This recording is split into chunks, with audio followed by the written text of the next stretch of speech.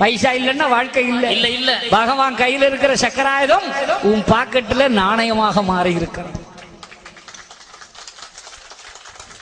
அதான் வலது கையில சங்கு, இடது கையில வலது கையில சக்கரம், இடது கையில சங்கோட இருக்கிற.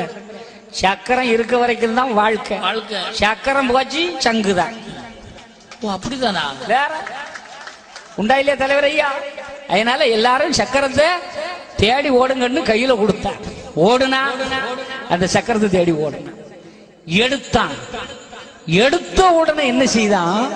கண்ணுல ஒத்துனான். ஒத்திக்கிட்டு தன் மனைவி கையில கொடுத்தான்.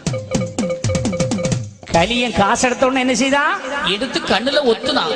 இன்னைக்கு நிறைய பேர் வியாபாரம் பார்க்கிறோம், பெரிய பெரிய இதெல்லாம் பண்றோம். வியாபாரம்னு கையில காசு கிடைச்ச உடனே நம்ம ஆளு என்ன செய்யறான்? எடுத்த உடனே கண்ணதான் ஒத்துவோம். அப்ப அந்த செயலை செஞ்ச ஆளு யாரு? கலியன். அப்ப காசை கண்ணுல ஒத்துறோம் இல்ல யாரு? கலியன் தான்.